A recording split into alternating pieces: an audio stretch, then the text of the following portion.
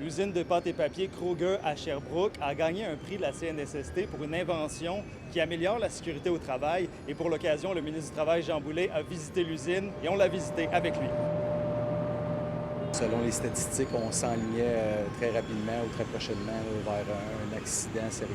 Donc, on a évité ça en innovant et en trouvant un outil qu'on appelle le manipulateur de membrane.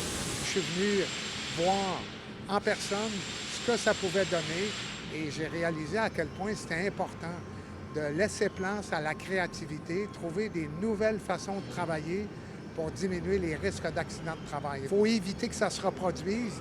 Et c'est la leçon qu'on a constamment, que ce soit un accident léger, un accident avec des blessures corporelles graves et encore plus quand ça génère des décès.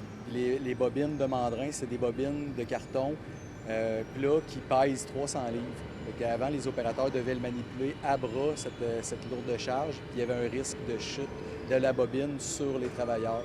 Donc, notre innovation est simple. Dans le fond, on passe d'un arbre de soutien de la bobine à un autre arbre qui est le dévidoir de la bobine de carton. Avant la visite chez Kruger, le ministre a rencontré la Chambre de commerce de Sherbrooke, mais a été accueilli par différents syndicats de la région qui s'opposent au récent projet de loi de la Coalition Avenir Québec, souvent adopté sous le bâillon. Assemblée aujourd'hui pour dénoncer toutes les lois, entre autres des lois sur le bâillon qui sont faites dernièrement par la CAQ. Qui s'attaque entre autres aux syndicats, mais aussi à la démocratie, aussi à l'aspect de faire évoluer la société puis aider tous les travailleurs du Québec. Le ministre Jean Baillon-Boulet vient visiter la Chambre de commerce de Sherbrooke. Fait qu'on a fait un comité d'accueil pour lui rappeler que ces projets de loi mettent en péril, entre autres, les droits des femmes.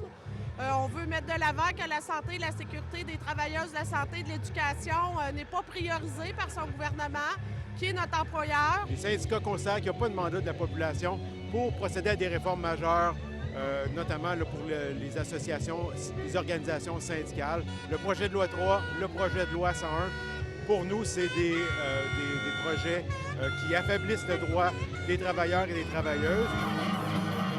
Je respecte totalement le droit des travailleurs et travailleuses de manifester, d'exprimer un désaccord.